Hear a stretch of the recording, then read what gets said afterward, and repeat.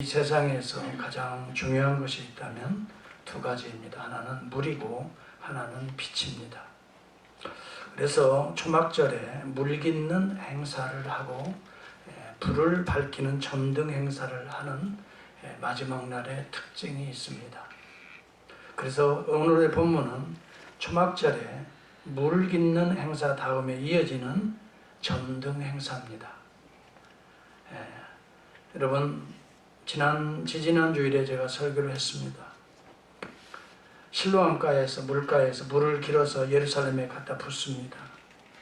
그래서 예루살렘이 물로 가득 차면 예루살렘에서 그 물이 흐르는 물이 온 세상을 생명을 공급한다라고 하는 이 놀라운 메시지가 담겨져 있어요.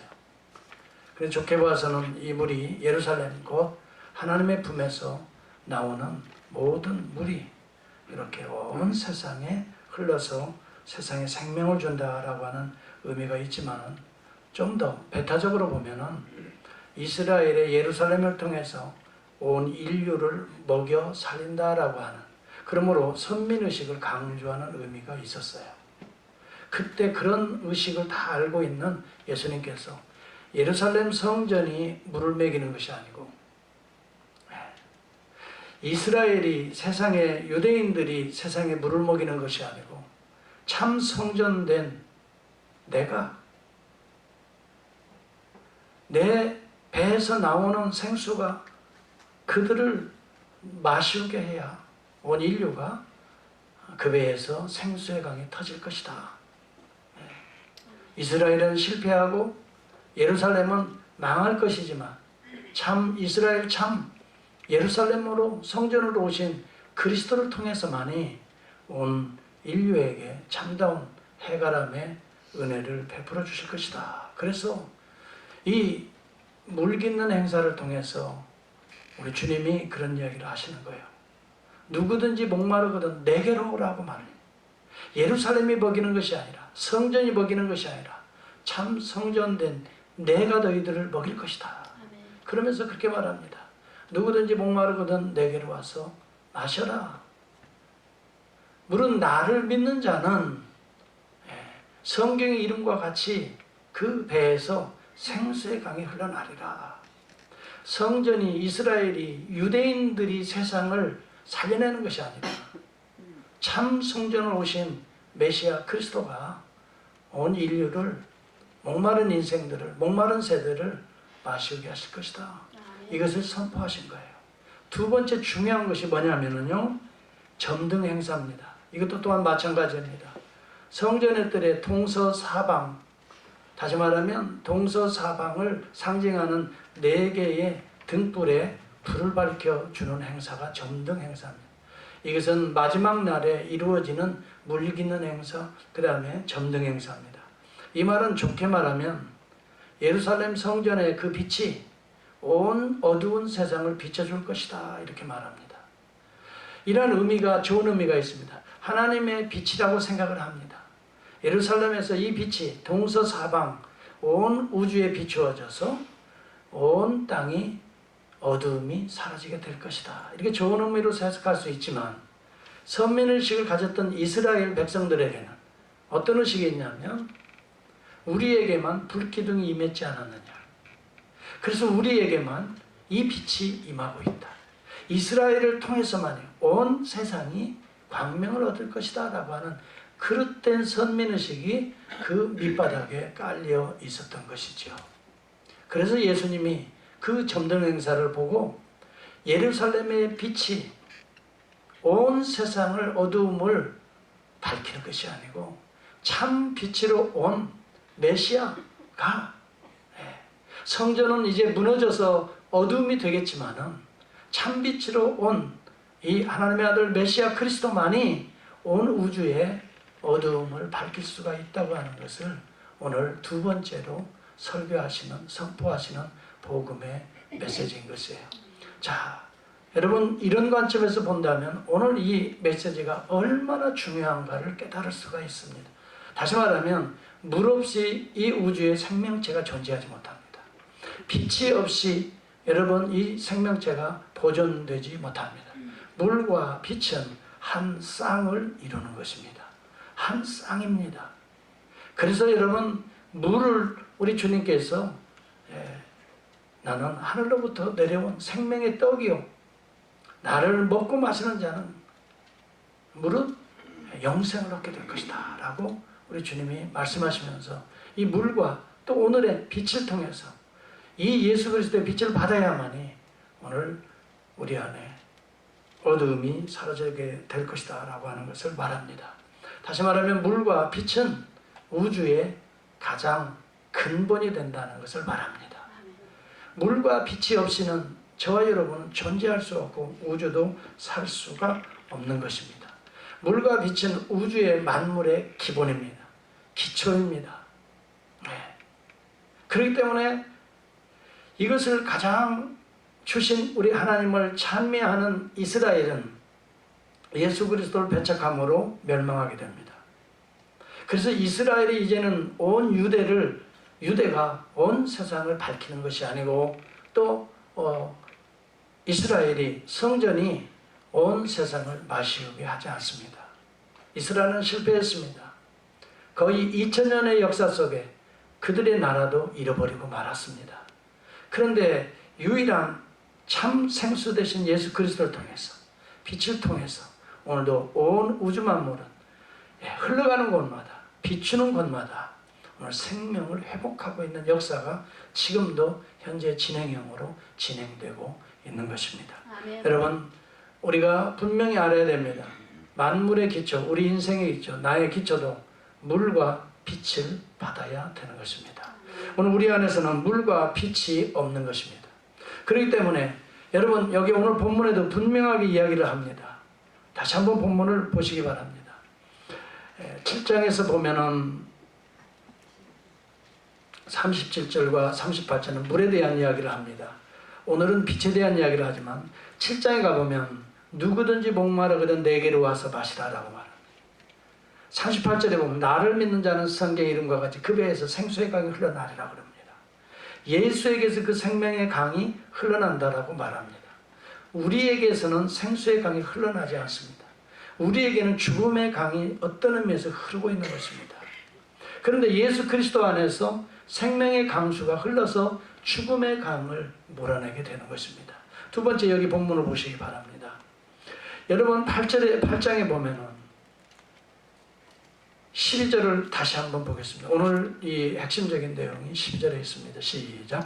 예수께서 또 말씀하여 이르시되 나는 세상의 빛이니 나를 따르는 자는 어둠에 다니지 아니하고 무엇이 생명의 빛을 얻으리라라고 말합니다. 수동적인 형태입니다. 생명의 빛을 얻으리라라고 말합니다. 우리에게서 빛이 나타나지 않는다는 것을 전제하고 있는 것입니다. 우리는 어둠이라는 것을 전제하고 있는 것 아닙니까? 생명의 빛을 얻어야 우리가 어두움을 몰아내고 내 안에 생명의 빛을 받아야 그 다음에 우리 안에 빛이 비춘다는 걸 말하고 있습니다. 많은 사람들이 사람을 찾아다니면서 생수를 달라고 합니다. 빛을 달라고 합니다. 천만에요. 우리는 더 목마름을 얻을 수밖에 없습니다. 더 어두움을 체험할 수밖에 없습니다. 기억하시기를 바랍니다. 여러분, 우리가 목마를 때 코카콜라 한 잔은 잠시는 우리에게 해가름을 줄 수 있습니다. 그러나 또 다른 목마름을 유발하는 것이 세상으로부터 나오는 것들입니다. 그러나 여러분, 예수 그리스도 앞에 나오는 자들은 그 배에서 생수의 강이 계속 스프링워터 같이 터진다는 것입니다. 한 번 마시고 한 번 해바람이 되는 것이 아니라 계속해서 솟아나리라 하는 이 현재 진행형인 것입니다. 여러분, 혹시 여러분이 그 생수가 흘러나오는 그 원천에 올라가 보신 적이 있습니까? 온천에 가보신 적이 있죠. 그 물이 계속해서 펑펑펑펑 쏟아지는 것입니다. 잠깐 우리가 내 안에 있는 것들 잠깐 나누어줘서 해바람을 줄 수 있지만 나에게서는 여러분 콸콸콸 쏟아나는 생수를 얻을 수 없습니다. 그런데 여기 예수 그리스도께서 말합니다. 무릇 목마른 자는 내게로 오서 마시라. 그리고 말합니다. 나는 세상을 비추는 빛이다라고 말합니다. 우리에게서 빛이 나오는 것이 아닙니다. 사람에게서 빛이 나오는 것이 아닙니다. 사람은 어두움 가운데 죽었다라고 말합니다. 빛이 없는 어두움은 곧 죽음을 의미하고 있는 것입니다. 여러분, 저는 미션 베이 파크 지난 주일에 우리 미션베이 파크에서 예배를 드릴 때 세 가지로 키워드를 얘기했습니다. 하나님과 자연과 인간은 뗄래야 뗄 수 없는 가족 공동체라 하는 가족이라는 키워드를 얘기했고요. 가족 공동체 안에 소통이 이루어지면 낮은 날에게 말하고 밤은 바람에게 말씀을 전하는 이 소통이 이루어지면 그 다음에 따스한 온기에서 피할 자가 아무도 없다라고 말했어요. 성령의 충만한 가운데에 기쁨과 즐거움을 회복할 수 있을 것이다. 이 세 가지 키워드를 가지고 얘기를 드렸습니다. 여러분, 우리가 중요한 것은 하나님은 홀로 계시는 분이 아닙니다. 자연을 통해서 우리에게 생명을 공급하시는 하나님이시고 우리 인간과 하나님은 홀로 따로 존재하는 것이 아닙니다. 그리스도를 통해서 한 몸을 이루어 하나님과 소통하며 교제하며 살도록 지음을 받은 존재라는 것을 여러분 기억하시고, 여러분 예수 그리스도 안에서 하나님과 하나가 되어서 온 우주 만물을 하나님이 주신 자연의 이 따스한 온기를 내 가슴에 품고 살아가는 저와 여러분이 될 수 있기를 바랍니다. 여러분, 제가 오늘 이야기 서두에서 그걸 이야기합니다. 만물의 우리의 삶에 가장 중요한 건 물과 빛이다 라고 말을 했습니다. 그래서 여러분, 물 깃는 행사에서 예수 그리스도가 생수 되신다는 걸 말하고, 오늘 점등 행사에서 참 빛이 예수 그리스도라는 것을 오늘 주님이 설명하는 것입니다. 참 생수, 참 빛은 누구로부터 나오는가를 주님이 선포하시는 것입니다. 창세기 1장 3절에 보니까 하나님이 이르시되 빛이 있으라 하시니 빛이 있었다라고 말합니다. 우주 만물에 가장 먼저 여러분 태양을 창조한 게 아닙니다. 태양은 셋째 날에 창조가 됩니다. 아니죠? 넷째 날에 창조가 됩니다. 태양은 넷째 날입니다. 첫째 날은 빛입니다. 태양도 지구도 별도 암석 덩어리들입니다. 빛을 받지 아니하면 태양도 암석 덩어리입니다. 모든 행성과 항성은 다 돌덩어리들입니다. 빛을 받아서 그것을 잘 흡수해서 오늘 태양은 홀로 2700만 도의 화씨의 온도를 유지하고 그 2700만 도의 온도를 하나님의 명령의 법칙에 따라 1억만 마일이 되는 지구로 그 빛을 쏟아 부어주시고 있기 때문에 오늘 우리 인간이 지구에서 생존하는 것입니다. 저는 믿습니다. 이렇게 정확하게 태양을 중심으로 자전 공전, 이 축을 가지고 자전 공전을 하는 지구 위에는 생명체가 존재할 수 없다라고 저는 믿습니다. 왜요? 하나님께서 그렇게 창조를 하신 것입니다. 여러분, 이 지구에 인간을 창조하셔서 피조물과 인간과 하나님이 소통하게 하신 유일한 곳은 지구입니다. 그래서 하나님께서 그 거리를 유지하고 계시고 날과 낮, 밤과 밤 이 자전과 공전을 통해서 오늘 생명체를 우리 지구를 계속 보존시키고 계십니다. 만일에 제가 그날도 얘기했습니다. 이 궤도를 조금만 안으로 돌리게 하신다면 이 지구는 멸망해버리고만 타버리고 말 것입니다. 2700만 도에 여러분 견딜 수 있는 생명체는 없는 것입니다. 그래서 여러분 지구 안에 있는 모든 돌덩이들은 생명체가 없다라고 나는 믿는 것입니다. 자, 그 다음 생각해 보십시오. 이 자전과 공전의 궤도를 벗어나 버리게 되면 즉시로 얼음덩어리가 되는 것입니다. 그래서 여러분 지구 밖에 있는 행성들을 보면은 얼음덩어리들이 존재할 수는 있습니다. 그러나 생명체는 없습니다. 물론 저는 과학자가 아니기 때문에 저는 성경을 통해서 그냥 제가 그런 정도는 추상하고 있는 것입니다.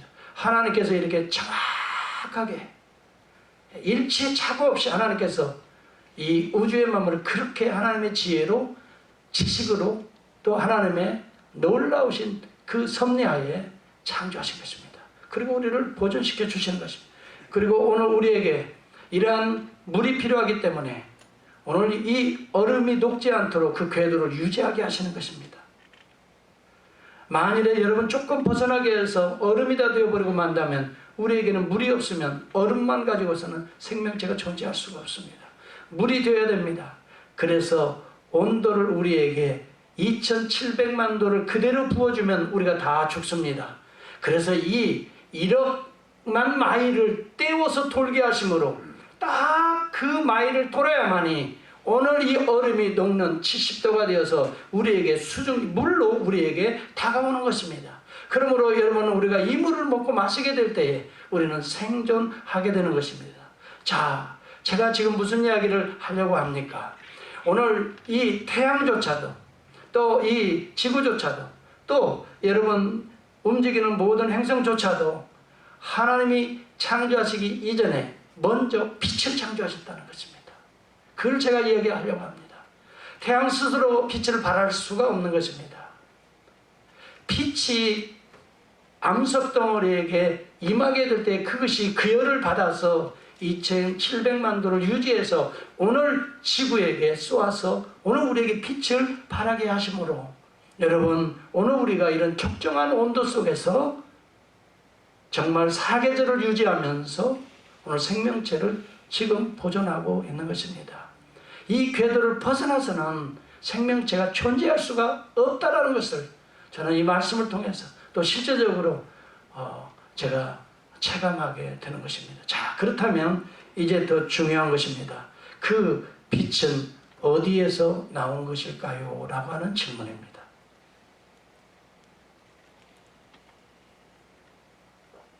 제일 먼저 빛이 창조되었습니다. 그 빛은 어디에서 나왔을까요? 그렇습니다. 여호와께서 가라사대, 여기 그렇습니다. 빛이 있으라 하시니 그 빛이 나온 것입니다. 다시 말하면 빛은 하나님에게서 나온 것입니다. 물리적인 빛이 하나님에게서 나온 것이라고 나는 믿습니다. 아멘 하는 사람이 하나도 없어요. 네. 아멘. 지구덩어리가 가지고 있는 이 빛, 태양계가 가지고 있는 모든 빛이 하나님에게서 나온 겁니다. 아멘. 물리적인 빛이 하나님에게서 나왔습니다. 태초에 말씀이 계시니라고 요한복음 1장 1절은 말합니다. 태초에 말씀이 계시니라. 그 말씀이 하나님과 함께 계셨고 곧 하나님이시다라고 말합니다. 그 하나님에게서 나왔습니다. 그 하나님이 누굽니까? 예수 그리스도십니다. 그래서 그 예수 그리스도가 말씀으로 그 빛을 창조하신 것입니다. 그러므로 그 빛은 하나님에게서 분명히 나왔습니다. 예수 그리스도에게서 나왔던, 좀 더 구체적으로 말하면 그리스도에게서 나온 것입니다. 그래서 예수 그리스도가 오늘 에이고 에이미, 하나님만이 선언할 수 있는 나는 세상의 빛이라는 말을 유일하게 할 수 있는 분이 예수 그리스도 외에는 없는 것입니다. 그런데 어디서 우리가 빛을 받으려고 합니까? 예수 그리스도 외에서 빛은 없는 것입니다. 그리스도에게서만 빛이 나온다는 사실을 여러분 요한복음 1장을 다시 한번 볼 수 있기를 바랍니다. 자, 여러분 요한복음 1장을 열어보십시오.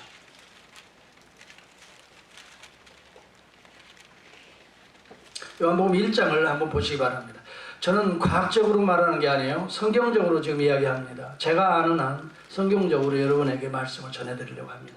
1장 1절을 한번 큰 목소리로 한번 봉독합시다. 시작. 태초에 말씀이 계십니다. 이 말씀이 하나님과 함께 계셨으니 이 말씀은 곧 하나님이십니다. 여러분, 하나님과 함께, 아버지와 함께 계셨던 말씀은 예수 그리스도를 말합니다. 왜냐하면 그 말씀이 육신이 되어 우리 가운데 거하시매라고 14절에 말하고 있지 않습니까? 그렇지요?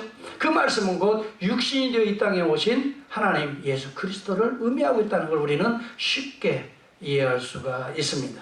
그 다음에 2절과 3절을 이어서 봅니다. 시작. 그가 태초에 하나님과 함께 계셨고 만물이 그로 말미암아 지은 바 되었으니, 여기 그는 누구를 말합니까? 말씀 되신 그리스도를 말하는 것입니다. 그러므로 그리스도가 우주의 만물을 지었다라고 말합니다.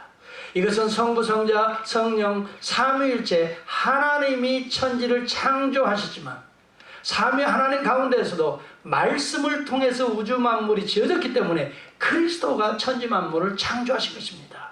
그래서 그 이야기를 합니다. 3절을 다시 봅니다. 시작. 만물이 그로 말미암아 지은 바 되었으니 지은 것이 하나도 그가 없이는 된 것이 없느니라 라고 말합니다. 그런데 거기에 생명체가 그리스도를 통해서 존재하게 됩니다. 우주 만물에 4절 봅니다. 시작. 그 안에 생명이 있었으니 이 생명은 사람들의 빛이 아니라 사람들에게 비추는 빛이라는 것입니다. 자, 그 빛이 누구인가 보겠습니다. 9절로 뛰어 넘어가 봅니다.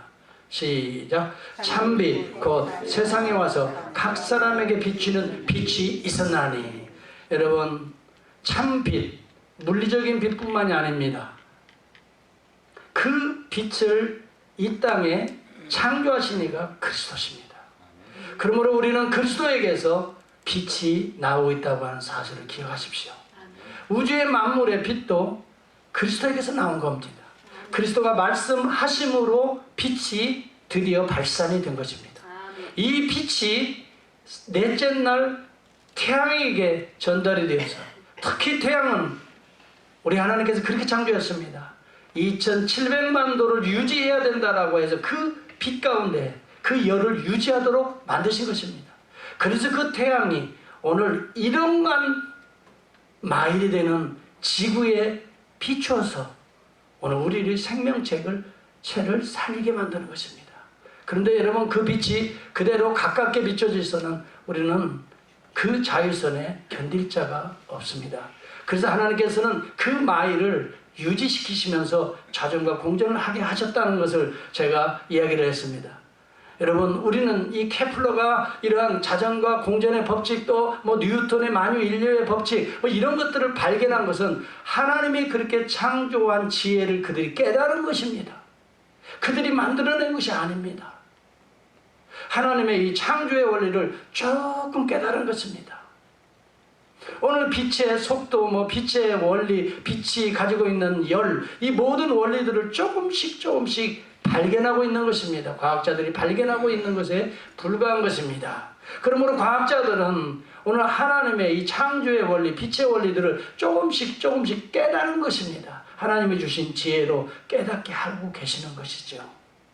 그렇기 때문에 우리는 먼저는 하나님께서 말씀하신 이 말씀의 비밀을 우리가 믿어야 될 때, 믿게 될 때에 생명의 빛을 받을 수 있다라고 말씀하고 있습니다.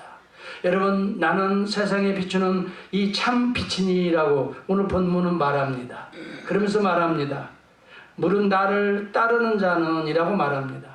이 따른다는 말은 믿고 그리스도와 연합해서 한 몸으로 움직이는 자들을 따르는 자들이라 라고 표현을 하는 것입니다. 어두움에 다니지 아니하고 생명의 빛을 얻으리라 라고 말합니다. 여러분, 빛이 들어오기 시작하면 어두움은 사라지게 됩니다. 그렇기 때문에 예수 그리스도를 믿고 따르는 자는 더 이상 어두움 가운데 거하는 자들이 아닌 것입니다. 예수를 확실히 믿지 못하기 때문에 확실한 빛을 받지 못하고 있는 것입니다. 예수 그리스도를 확실히 알지 못하기 때문에 여전히 어둠과 섞여진 삶을 살아가고 있는 것입니다. 참 빛 대신 예수 그리스도와 확실히 연합하여 그를 확실히 따르는 자는 어두움에 거할 수 없습니다. 여러분, 어둠과 빛은 공존할 수 없기 때문인 것입니다. 여러분, 우리가 분명히 알아야 될 것이 있습니다. 예수 그리스도 안에는 어두움이 없습니다. 그렇기 때문에 예수 그리스도를 믿고 따르는 자들 속에는 어두움이 없어야 정상인 것입니다. 그럼에도 불구하고 우리는 때때로 어둠이 가져다주는 두려움이 있습니다. 염려가 있습니다. 근심이 있습니다. 네거티브, 부정적인 것들이 있습니다. 왜 그럴까요? 참빛 대신 그리스도와 멀어져 가고 있다는 것을 보여주고 있는 것입니다. 참빛 대신 예수 그리스도와 가까이 하면 할수록 우리의 어두움은 금세 사라지게 되는 것입니다. 작은 불 하나보다 좀 더 밝은 불, 좀 더 밝은 불, 이렇게 환하게 밝은 불 아래로 우리가 나아가게 될 때에 우리는 우리 안에 모든 어두움을 우리는 상쇄할 수가 있게 되는 거예요. 두려움에 떠는 자들이요, 때로는 불안해하고 여러분의 미래에 대해서 염려하는 자들이요, 빛으로 나올 수 있기를 바랍니다. 참 빛으로 나오게 될 때에 빛은 생명이라고 말합니다. 생명의 빛을 너희가 얻게 되리라 라고 말합니다. 그 빛은 다른 데서 얻게 되는 것이 아닙니다. 물은 나를 따르는 자는 이라고 말씀합니다. 예수를 믿고 따르는 자들에게 생명의 빛이 임하게 된다는 것을 말하고 있습니다. 사랑하는 성도 여러분, 때때로 여러분이 빛을 멀리하게 될 때에 여러분 어둠이 여러분을 사로잡을 것입니다. 그때는 어떤 순간이냐면 아하, 어둠이 나를 지금 지배하고 있기 때문에 빨리 빛으로 나아가야 되겠다라고 터닝 포인트라는 것을 빨리 깨달아야 됩니다. 이러한 자들은 따라서 생명의 빛을 좀 크게 해봐요. 생명의 빛을 얻으리라. 네, 여러분 생명의 빛을 얻기만 하면 우리 안에 염려, 근심, 모든 걱정이 사라지게 되는 것입니다. 생명의 빛을 얻는 자들이 될 수 있기를 주의 이름으로 축원합니다. 우리 모두는 어둠 속에 살아갈 때에 우리는 희미해지는 것입니다. 교회에 오면 밝은 말씀의 빛이 있고 성령의 빛이 충만하니까 이때는 아멘 아멘 아멘 하지만은 이 어두운 세상으로 가다 보면 이제 그때부터는 어둠이 또 지배하기 하니까 두려움이 있고 때는 염려가 있고 근심이 있고 걱정이. 여러분 날마다 여러분의 삶의 현장이 그리스도 앞으로 나오는, 그리스도를 의지하는, 그리스도의 이름을 부르는 여러분 하나님의 성소가 될 수 있기를 축복합니다. 그럴 때 여러분 안에 모든 어두움은 즉시로 사라지게 되는 것입니다. 1977년 7월 13일 밤이었습니다. 뉴욕시에 일시적으로 전력을 공급했던 에디슨사가 낙뢰를 맞아서 이 전기가 절단되는 사태가, 정전 사태가 발생했습니다. 보조 전력망을 공급하는 거기도 그대로 끊겨버리고 말았습니다. 그래서 이 정전 사태가 25시간 이상 지속되었습니다. 거의 하루하고 1시간 넘게 이렇게 완전히 1000만 뉴욕시에, 1000만 명이 살아가는 뉴욕시에 완전 정전된 사태가 벌어졌습니다. 이때 여러분 뉴욕 시민들 가운데에서 무려 2000개가 넘는 가게들이 약탈을 당했다고 했습니다. 그리고 3800명여 명의 약탈자들이 경찰에 체포되었습니다. 그리고 이 과정에서 경찰이 150명이 사상당하는 어려움을 우리가 겪었다고 하는 이 보고서가 있습니다. 정전이 하루만 되어도, 자 보십시오.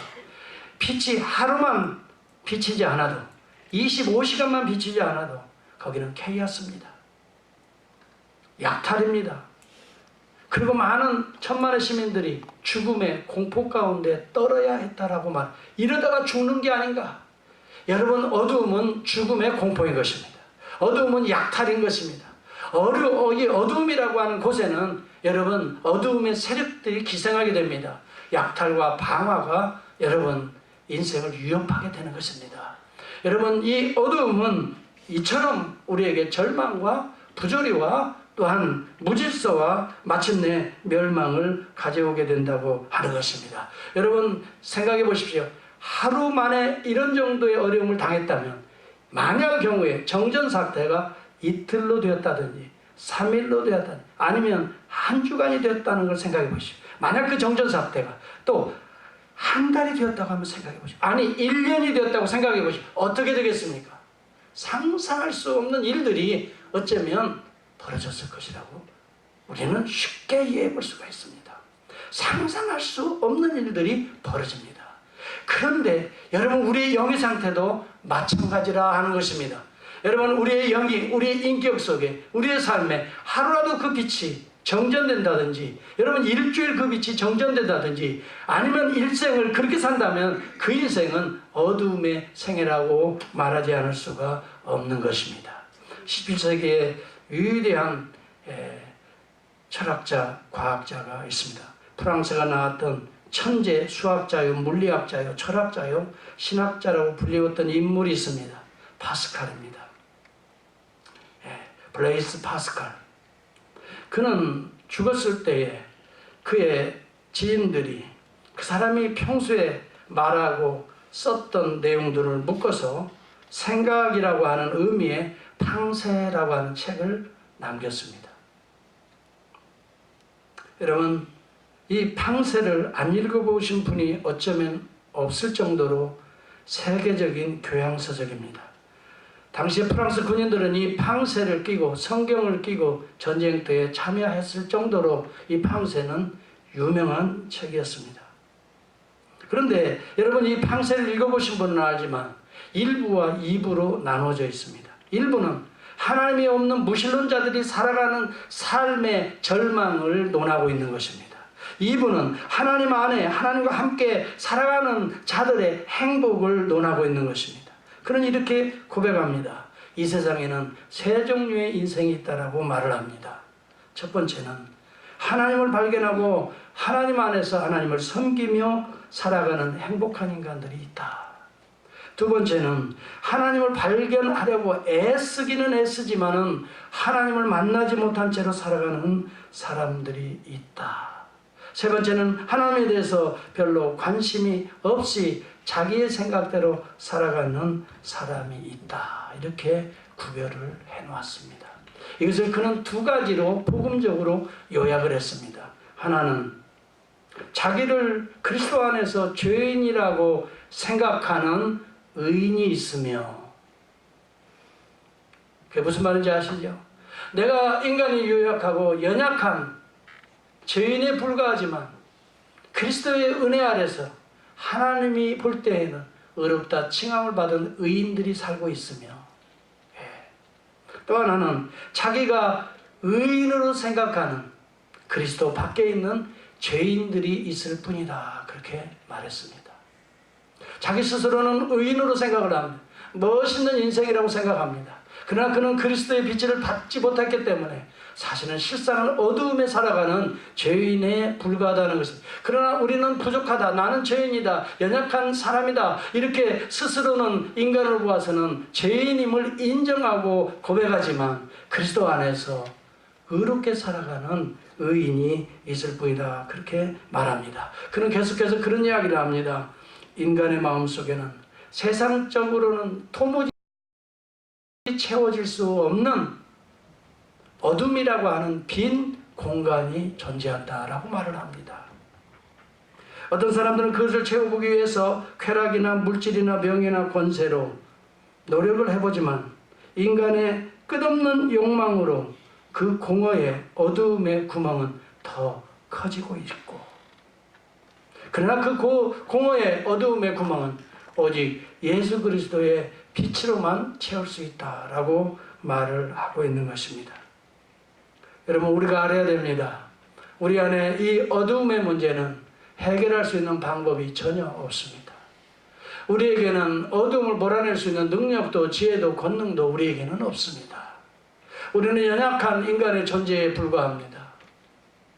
여러분, 바람에 흩날리는 아름다운 낙엽을 보고 또 떨어지는 낙엽을 보고 아침에는 상당히 우수에 젖은 마음으로 기뻐하지만 저녁에는 슬퍼하며 절망하는 마음들이 우리들의 마음인 것입니다.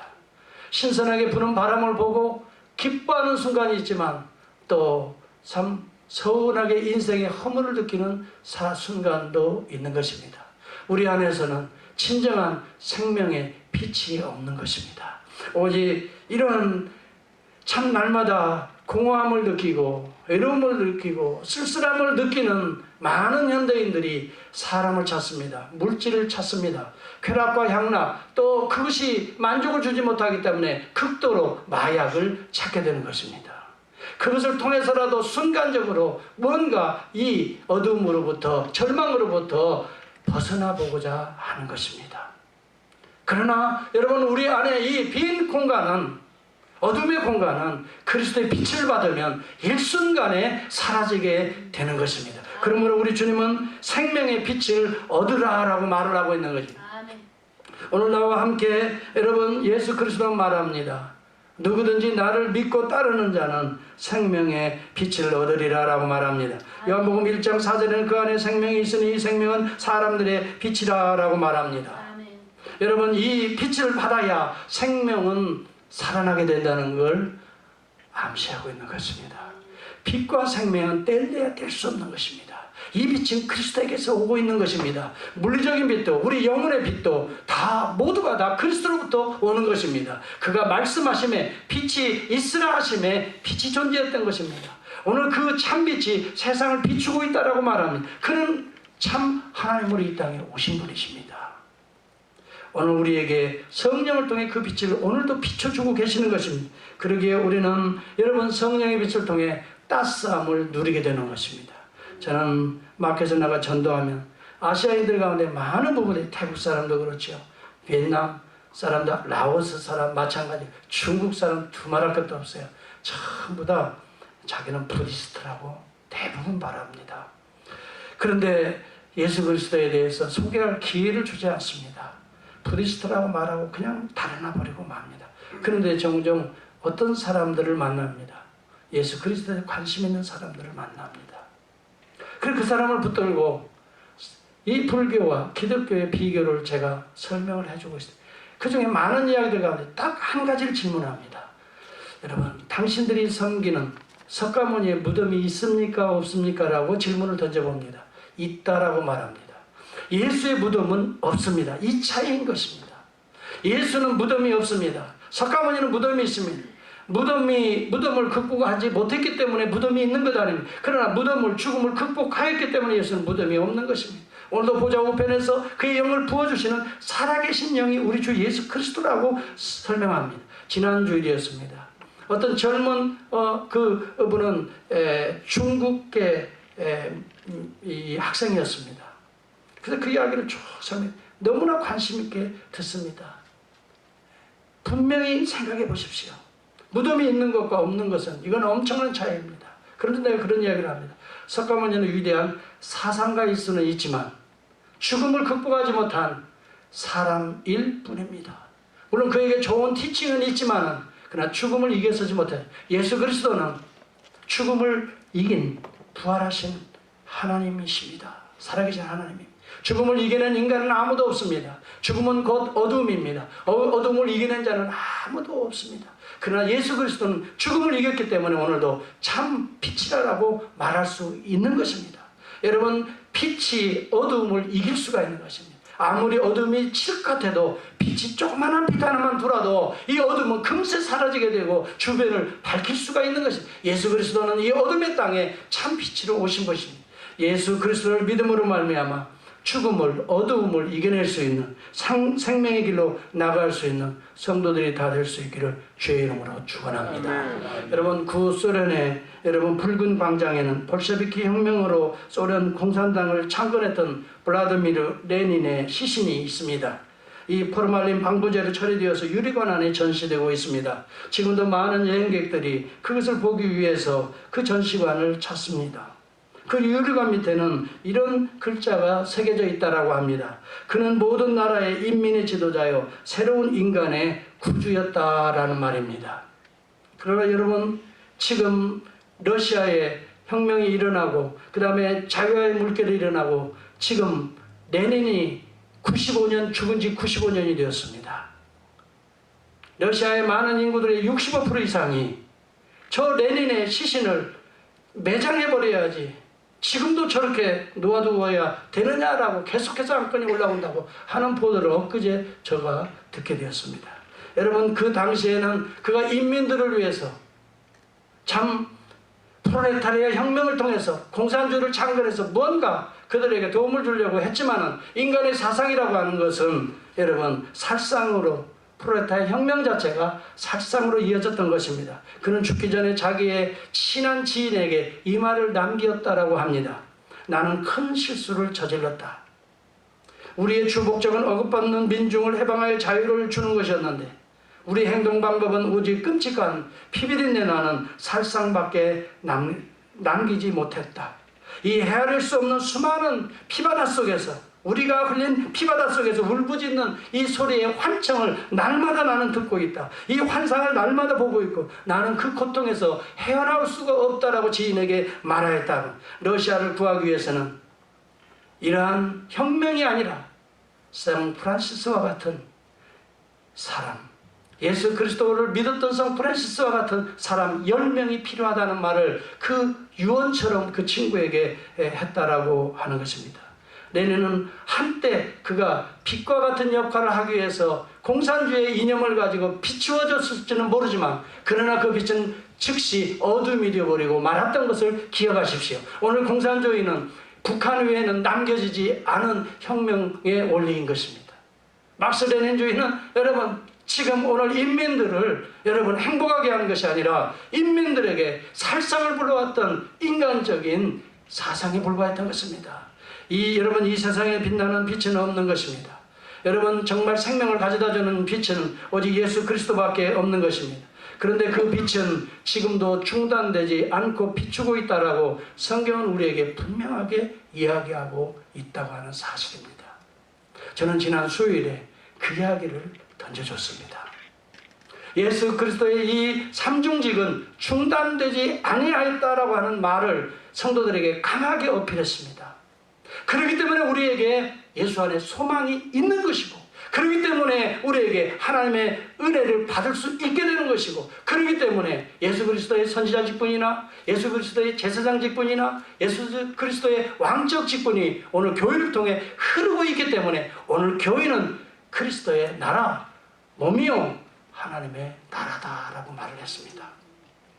여러분, 여러분의 성경을 한번 열어볼 수 있기를 바랍니다. 저는 그냥 하는 소리가 아닙니다. 히브리서 7장 24절을 보시기 바랍니다.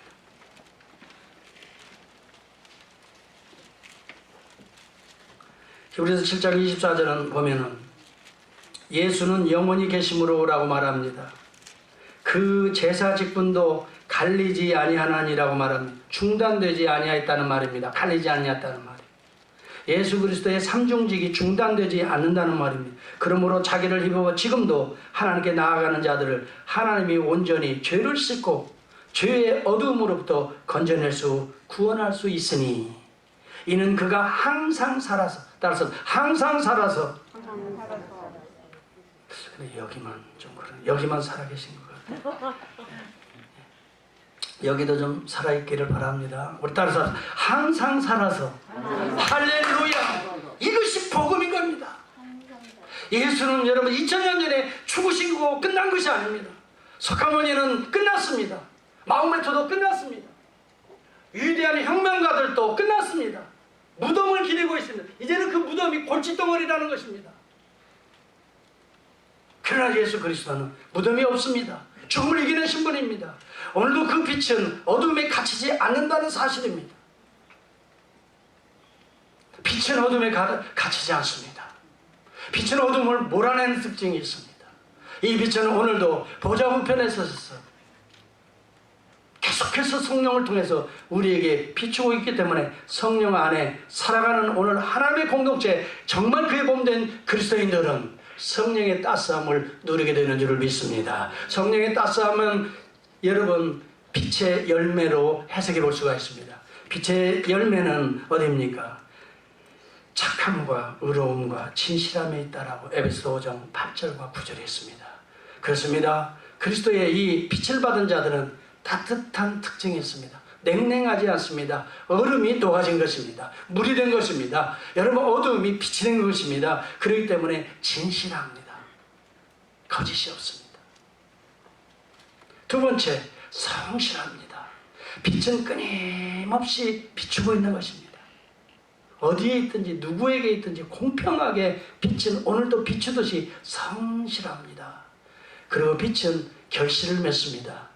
갈라디아서 5장 22, 23절에 보니까 성령의 이 8가지 열매를 맺게 됩니다. 빛이 비추이는 성도들, 여러분들 가운데는 성령의 열매가 맺혀지게 되는 것입니다.